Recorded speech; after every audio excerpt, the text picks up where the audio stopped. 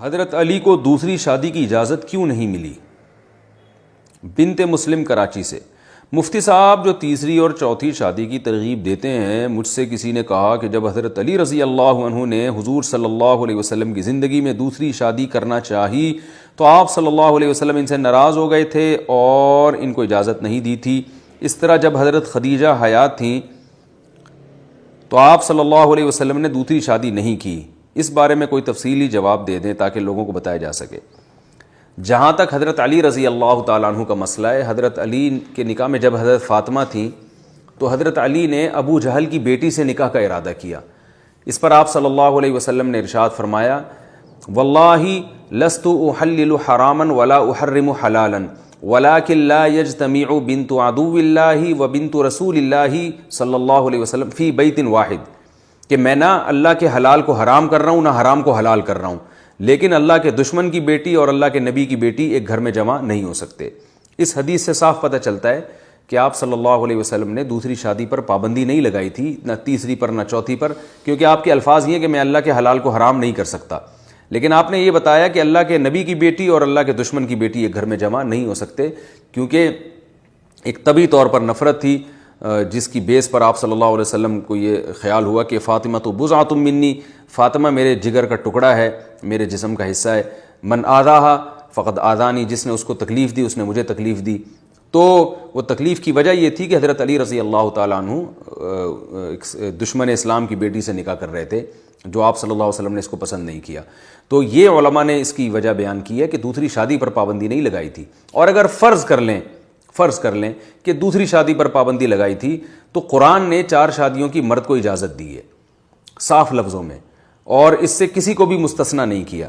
تو اسی بیس پر صحابہ کرام کیا کرتے تھے۔ حضرت علی نے بھی حضرت فاطمہ کے انتقال کے بعد 4 شادیاں کی ہیں، اور جب حضرت علی کی شہادت ہوئی ہے تو اس وقت آپ کے نکاح میں 4 بیویاں تھیں۔ تو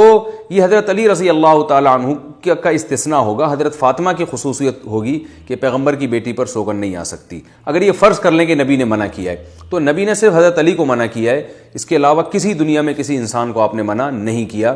تو جب منع نہیں کیا تو اور قرآن نے اجازت دی ہے تو اس لیے سب کے لیے حلال ہے، بشرطے کہ وہ عدل کرے۔ قرآن نے بس ایک شرط لگائی ہے کہ سب کے حقوق پورے ہوں اور سب کے ساتھ یعنی برابری ہو، کسی کے ساتھ ناانصافی نہ ہو۔ تو اس شرط کے ساتھ قرآن نے صاف لفظوں میں اجازت دی ہے، فَانكِحُوا مَا طَابَ لَكُم مِّنَ النِّسَاءِ مَثْنَىٰ وَثُلَاثَ وَرُبَاعَ، کہ تم جو عورتیں تمہیں پسند آئیں ان میں 2 2 3 3 اور 4 4 سے نکاح کرو۔ شروع ہی قرآن نے 2 سے کیا، ایک کا تو تذکرہ ہی نہیں کیا، ایک کا تو آخر میں ذکر کیا کہ ان خفتم اللہ تعدلوا، اگر تمہیں خوف ہو کہ تم برابری نہیں کر سکتے، فواحدۃ، تو پھر ایک بیوی پر اکتفا کرو۔ تو جب بھی کوئی کہے کہ نبی نے چونکہ حضرت علی پر پابندی لگائی تھی تو ہم بھی اپنے داماد پہ پابندی لگا رہے ہیں، تو آپ کہو نبی نے حضرت علی پر لگائی تھی، آپ کے داماد پر یا آپ کے بہنوئی پر پابندی نہیں لگائی تھی، تو وہ قرآن نے اجازت دی ہے۔ ہاں یہ ضرور ہے کہ سسر کو داماد جب دوسری شادی کرے تبھی تکلیف ہوتی ہے، اس طرح پہلی بیوی کو ایک طبی طور پر تکلیف ہوتی ہے۔ یہ تکلیف کا ہونا برا نہیں ہے، یہ ایک نیچرل ہے۔ تو لیکن پابندی لگانا، زبردستی کسی کو روک دینا، اس کی اجازت نہیں ہے، کیونکہ یہ اللہ کے حلال کو حرام کرنے کے مترادف ہے۔ دوسرا مسئلہ، حضرت خدیجہ جب حیات تھیں تو آپ صلی اللہ علیہ وسلم نے دوسری شادی کیوں نہیں کی؟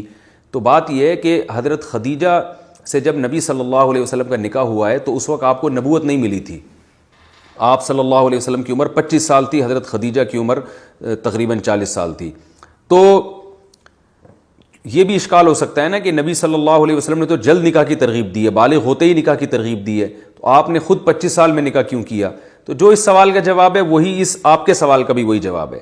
نبی صلی اللہ علیہ وسلم نے یہ کام نبوت سے پہلے کیا ہے، خود دیر سے شادی کی ہے اور ایک بیوی پر اکتفا کیا ہے، اس لیے کہ نبوت سے پہلے شریعت کے حکام پر آپ مطلع نہیں ہوئے تھے، جو تفصیلی حکام ہیں جس کا قرآن میں ذکر اللہ نے کیا کہ وَوَجَدَكَ ضَالًّا فَهَدَىٰ، اے نبی آپ شریعت سے بے خبر تھے، ہم نے باخبر کر دیا۔ تو نبوت سے پہلے آپ صلی اللہ علیہ وسلم اگرچہ گناہ سے پاک تھے اور شرک اور بدعت سے پاک تھے، یعنی معصیت سے پاک تھے، لیکن شریعت کے حکام کا آپ صلی اللہ علیہ وسلم کو جو تفصیلی احکام ہے ان کا علم نہیں تھا،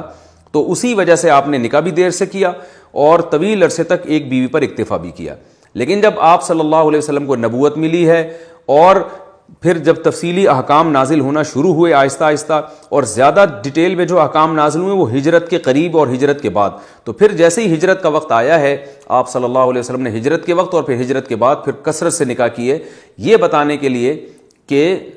اگر آپ زمانہ جاہلیت میں زیادہ شادیاں کرتے یا جلدی شادی کرتے تو لوگ یہ سمجھتے کہ آپ صلی اللہ علیہ وسلم کو نکاح کی کثرت کا ذاتی شوق تھا زمانے جاہلیت میں عرب کے دستور کی وجہ سے، کیونکہ عرب میں زیادہ شادیوں کا رواج تھا، لیکن اس وقت آپ نے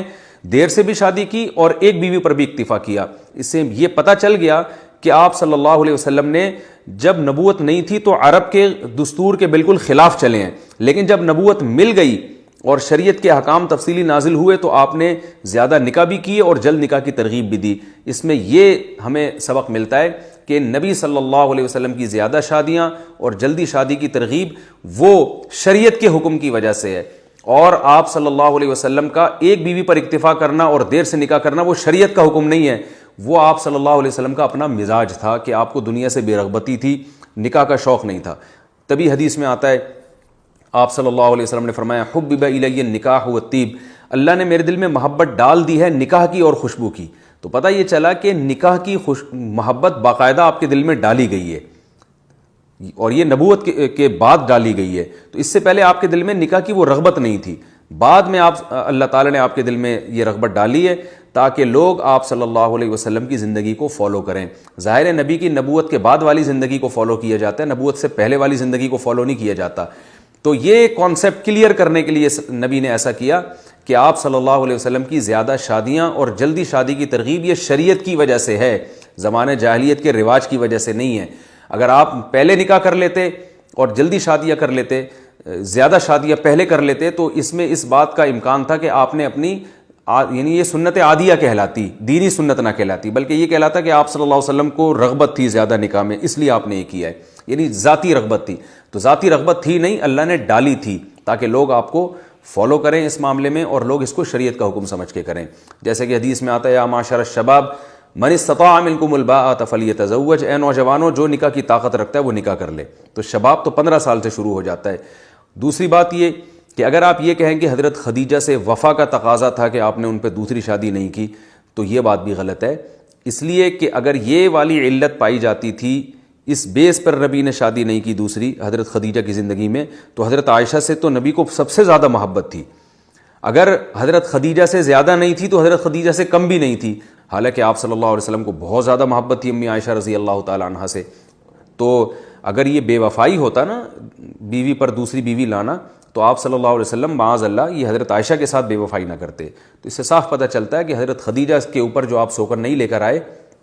اس کی وجہ حضرت خدیجہ سے محبت یا شریعت نہیں تھی، بلکہ اس کی وجہ یہ تھی کہ آپ کے دل میں دنیا سے بے رغبتی اللہ نے رکھی تھی، آپ کو بس بقدر ضرورت پر آپ نے کفایت کی۔ لیکن جب شریعت کے تفصیلی احکام نازل ہوئے تو اللہ نے بتایا کہ آپ نے اس میں قناعت سے کام نہیں لینا، سخاوت سے کام لینا ہے، نکاح میں قناعت نہیں کرنی، کثرت سے نکاح کرنے، تاکہ آپ کی امت اس معاملے میں آپ کو فالو کرے۔ یہی وجہ ہے کہ میں نے اپنی کتاب جو ایک سے زائد شادیوں کی حقیقت، وہ میری کتاب ہے، اس میں نے یہ بات ہندوؤں کے حوالے بھی نقل کی ہیں کہ ہندو بھی اس بات کا، جو ان کے جو ماہرین ہیں، جو ان کے کالم نگار ہیں یا ان کے مورخین ہیں، جو وہ تک اس بات کا اعتراف کر چکے ہیں، جو ان میں انصاف پسند ہیں، کہ آپ صلی اللہ علیہ وسلم نے جو زیادہ نکاح کیے اس لیے کیے تاکہ ان کی قوم بھی کثرت سے نکاح کرے، جن میں طلاق یافتہ بھی ہوں، بیوہ بھی ہوں، کنواریاں بھی ہوں، اور کسی قسم کی عورت سے نکاح میں وہ عار محسوس نہ کریں۔ تبھی آپ دیکھیں نبی نے ایک کنواری خاتون سے نکاح کیا، باقی ساری بیوہ اور طلاق یافتہ عورتیں تھیں، تو اس تمام معاملات میں لوگ عار اور شرمندگی محسوس نہ کریں۔